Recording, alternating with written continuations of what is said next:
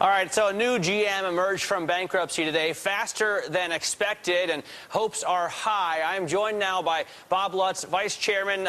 He had planned on retiring, but is now going to be the creative director of GM's marketing. Bob, thanks so much for joining us.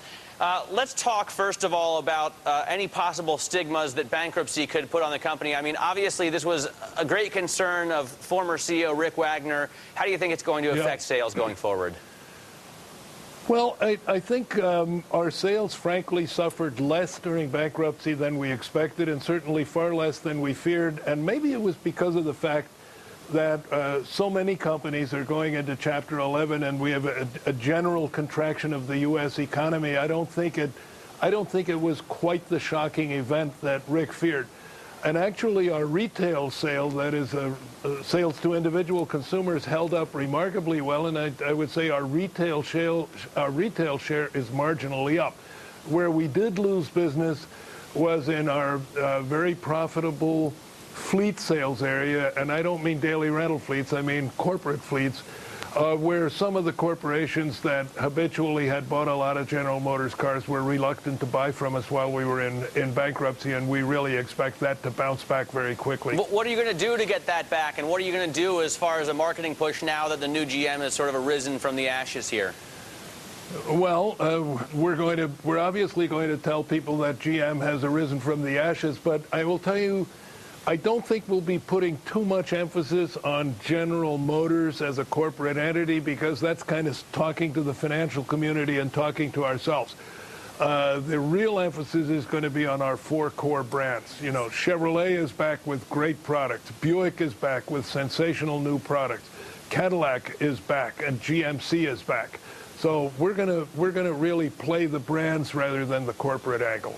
Well, let me, we had John Wilkonowitz earlier, and he was saying, the quality of these cars is so much better than the public perception, even though you guys have been really on tour to try and bring the public's perception in line with reality over the last year.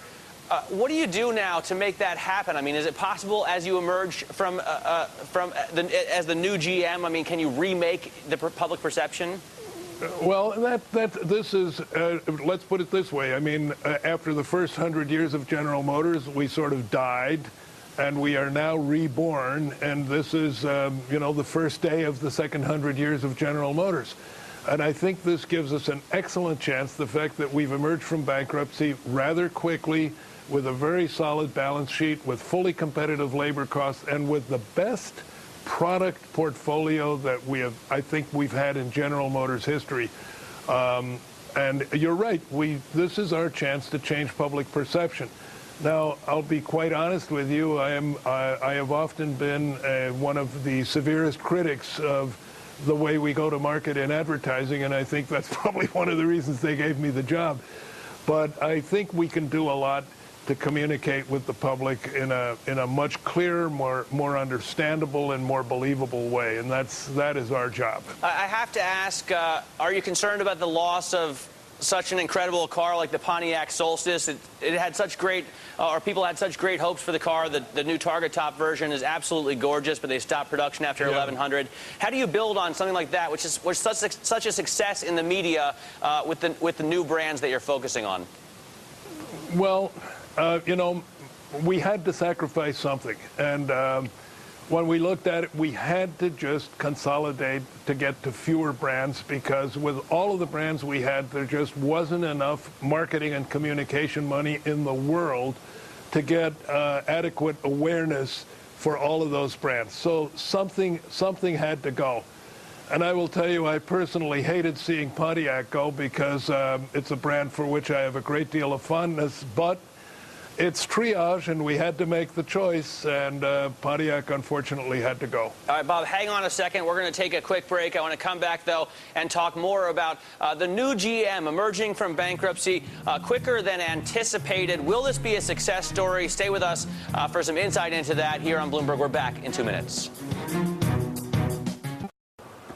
All right, we are back now speaking with General Motors Vice Chairman Bob Lutz. And Bob, we were talking a little bit during the break about the Camaro. It's been such a great success already. Everybody wants to get his hands on one. But you point out that we can't have all Americans buying these big gas-guzzling sports cars because you've got to meet CAFE standards.